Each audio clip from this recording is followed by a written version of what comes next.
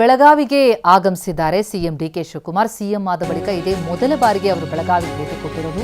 DK Shivakumar ಅವರನ್ನ ಸ್ವಾಗತಿಸಿದ್ರು ಸಚಿವ ಸತೀಶ್ ಜಾರಕಿಹೊಳಿ ಮತ್ತು ಶಾಸಕಿ ಲಕ್ಷ್ಮೀ ಹೆಬ್ಬಾಳ್ಕರ್. ಡಿಕೆ ಎನ್ನುವಂತಹ ಘೋಷಣೆ ಕಾರ್ಯಕರ್ತರಿಂದ ಕೇಳಿ ಬರ್ತಾ ಇತ್ತು. ಬೆಳಗಾವಿಯಲ್ಲಿ ಇವತ್ತು ಪ್ರಗತಿ ಪರಿಶೀಲನಾ ಸಭೆ ಇದೆ. ನೆರೆ ಬರ ಪರಿಸ್ಥಿತಿಯ ಬಗ್ಗೆ ಸಿಎಂ ಡಿಕೆ ಸಮಾಲೋಚನೆಯನ್ನು ನಡೆಸಲಿದ್ದಾರೆ. ಸಿಎಂಗೆ ಉಪಮುಖ್ಯಮಂತ್ರಿ ಪರಮೇಶ್ವರ್ ಜೊತೆಗೆ ಈಶ್ವರ್ ಖಂಡ್ರೆ, ಸಚಿವ ಎಂಬಿ ಪಾಟೀಲ್ ಹಾಗೆ ಸಚಿವ ಯುಟಿ ಖಾದರ್ ಹಾಗೂ ಎಚ್ಕೆ ಪಾಟೀಲ್ ಕೂಡ ಸಾಥ್ ನೀಡಿದ್ದಾರೆ. ಮುಖ್ಯಮಂತ್ರಿಯಾದ ಮೇಲೆ ಇದೇ ಮೊದಲ ಬಾರಿಗೆ ಸಿಎಂ ಡಿಕೆ ಶಿವಕುಮಾರ್ ಬೆಳಗಾವಿಗೆ ಭೇಟಿ ಕೊಟ್ಟಿರೋದು. ಅವರನ್ನ ಸ್ಥಳೀಯ ಸಚಿವರುಗಳು ಸ್ವಾಗತಿಸಿದ್ದಾರೆ. ಜೊತೆಗೆ ಡಿಸಿಎಂ ಆದಿಯಾಗಿ ಹಲವು ಸಚಿವರು ಕೂಡ ಸಾಥ್ ಕೊಟ್ಟಿದ್ದಾರೆ.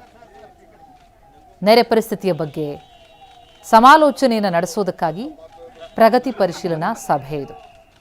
ಮಹಾರಾಷ್ಟ್ರದಲ್ಲಿ ಭೀಕರವಾಗಿ ಮಳೆ, ಅದರಿಂದಾಗಿ ಬೆಳಗಾವಿ ಭಾಗದ ಅದರಲ್ಲೂ ಚಿಕ್ಕೋಡಿ ಭಾಗದಲ್ಲಂತೂ ಹಲವು ಕಡೆಗಳಲ್ಲಿ ಜಲಾವೃತವಾಗಿದೆ. ಜಮೀನು, ದೇಗುಲ, ಮನೆಯೊಳಗೂ ಕೂಡ ನೀರು ನುಗ್ಗಿ ಬರ್ತಾ ಇದೆ. ಬೆಳೆದ ಬೆಳೆ ನಾಶ ಆಗಿದೆ ಅಂತ ಹೇಳಿ ಆತಂಕದಲ್ಲಿದ್ದಾರೆ ರೈತರು. ಈ ಹಿನ್ನೆಲೆಯಲ್ಲಿ ಈ ಪ್ರಗತಿ ಪರಿಶೀಲನಾ ಸಭೆಯಲ್ಲಿ ಏನು ಸಮಾಲೋಚನೆ ನಡೆಯುತ್ತೆ ಅನ್ನೋದು ಕುತೂಹಲ. ಬೆಳಗಾವಿ ಭಾಗದ ಶಾಸಕರುಗಳು ಜೊತೆಗೆ ಸಚಿವ ಸತೀಶ್ ಜಾರಕಿಹೊಳಿ ಎಲ್ಲರೂ ಕೂಡ ಸ್ವಾಗತಿಸಿದ್ರು ಸಿಎಂ ಡಿಕೆ ಶಿವಕುಮಾರ್ ಅವರನ್ನ. ಇವತ್ತು ಪ್ರಗತಿ ಪರಿಶೀಲನಾ ಸಭೆ ಬೆಳಗಾವಿಯಲ್ಲಿ ನಡೆಯುತ್ತೆ. ನದಿಗಳು ಉಕ್ಕಿ ಹರಿತಾ ಇದೆ, ಜಮೀನುಗಳು ಜಲಾವೃತ ಆಗಿದೆ. ಮಳೆಗಿಲ್ಲದೆ ಬರ ಪರಿಸ್ಥಿತಿ ಎದುರಿಸ್ತಾ ಇದ್ದಂತಹ ಜಿಲ್ಲೆಗೆ ಮಹಾರಾಷ್ಟ್ರದಲ್ಲಿ ಸುರಿದಂತಹ ಧಾರಾಕಾರ ಮಳೆ ನೆರೆಯನ್ನ ತಂದುಬಿಡ್ತು. ಎರಡೂ ಸಮಸ್ಯೆನೇ ತಂದಿರೋದು. ಮಳೆ ಇಲ್ಲದೆ ಬಂದ ಬರ, ಈಗ ಮಳೆ ವಿಪರೀತ ಆಗಿ ಬಂದಂತಹ ನೆರೆ. ಹಾಗಾಗಿ ಈ ಪ್ರಗತಿ ಪರಿಶೀಲನಾ ಸಭೆಯಲ್ಲಿ ಎಲ್ಲ ವಿಚಾರಕ್ಕೆ ಸಂಬಂಧಪಟ್ಟಂತೆ ನೆರೆ ಬರ ಕುರಿತು ಪರಿಸ್ಥಿತಿ ಬಗ್ಗೆ ಸಮಾಲೋಚನೆಯನ್ನು ನಡೆಸಲಾಗುತ್ತೆ. ನೋಡಿ, ಡಿಕೆ ಅಂತ ಘೋಷಣೆ ಕೂಗ್ತಾ ಇರೋದನ್ನು ನೋಡ್ತಾ ಇದ್ದೀವಿ. ಸಿಎಂ ಆದಮೇಲೆ ಇದೇ ಮೊದಲ ಬಾರಿ ಬೆಳಗಾವಿಗೆ ಬಂದಿದ್ದರಿಂದ ಆ ಸಂದರ್ಭದಲ್ಲಿ ಈ ಘೋಷಣೆಗಳು ಕೇಳಿಬಂತು.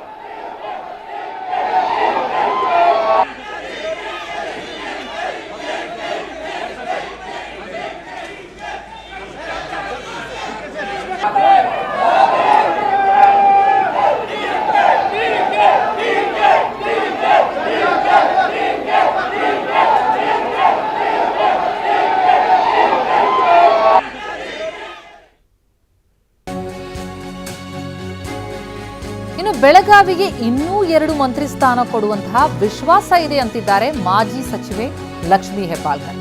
11 ಜನ ಕಾಂಗ್ರೆಸ್ ಶಾಸಕರು ಇಲ್ಲಿಂದ ಆರಿಸಿ ಬಂದಿದ್ದಾರೆ. ಹಾಗಾಗಿ ಇನ್ನೂ 2 ಮಂತ್ರಿ ಸ್ಥಾನ ಕೊಡುವ ವಿಶ್ವಾಸ ಇದೆ ಅಂತಿದ್ದಾರೆ. ಸಂಪುಟದಲ್ಲಿ ಹೆಬ್ಬಾಳ್ಕರ್ ಅವರಿಗೆ ಅವಕಾಶ ಸಿಗುತ್ತಾ ಅನ್ನುವಂತಹ ಪ್ರಶ್ನೆಗೆ ನೀವೇ ಸಿಎಂ ಅವರನ್ನು ಕೇಳಿ ಅಂದ್ರು ಲಕ್ಷ್ಮೀ ಹೆಬ್ಬಾಳ್ಕರ್. ಬೆಳಗಾವಿ ಜಿಲ್ಲೆ ಬಹಳ ದೊಡ್ಡ ಜಿಲ್ಲೆ. ಈ ಜಿಲ್ಲೆಯಿಂದ ಸುಮಾರು 11 ಜನ ನಾವು ಕಾಂಗ್ರೆಸ್ ಪಕ್ಷದಿಂದ ಆರಿಸಿ ಹೋಗಿದ್ದೇವೆ.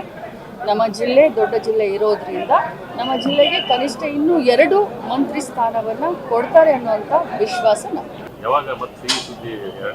ಅದು ಸಿಎಂ ಅವರು ಬರ್ತಾರೆ, ತಾವು ಅದನ್ನ ಪ್ರಶ್ನೆ ಮಾಡಿ. ಅದು ಸಿಎಂ ಅವರು ಬರ್ತಾರೆ, ತಾವು ಅದನ್ನ ಪ್ರಶ್ನೆ ಮಾಡಿ. ಎಸ್, ಇದು ಲಕ್ಷ್ಮೀ ಹೆಬ್ಬಾಳ್ಕರ್ ಅವರ ಹೇಳಿಕೆ.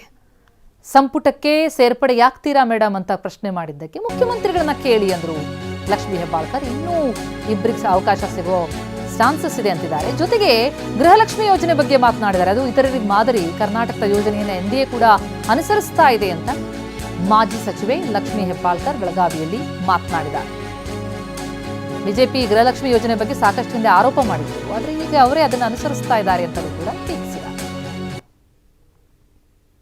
ಈ ಯೋಜನೆ ಇಡೀ ವಿಶ್ವದಲ್ಲಿಯೇ ಅತ್ಯಂತ ಮಹಿಳೆಯರ ಆರ್ಥಿಕ ಸ್ವಾವಲಂಬನೆಗೆ ಮಾಡಿದಂಥ ಒಂದು ಯೋಜನೆ. ವಿಶ್ವದಲ್ಲಿ ಕರ್ನಾಟಕದಲ್ಲಿ ಗೃಹಲಕ್ಷ್ಮಿಯನ್ನ ನಾವು ಮಾಡಿದ ನಂತರ ಇಡೀ ಭಾರತ ದೇಶದಲ್ಲಿ ಎನ್ಡಿಎ ಒಕ್ಕೂಟ ಬಿಜೆಪಿಯವರು ಕರ್ನಾಟಕ ಮಾಡೆಲ್ನ ಉಪಯೋಗ ಮಾಡಿದ್ರು.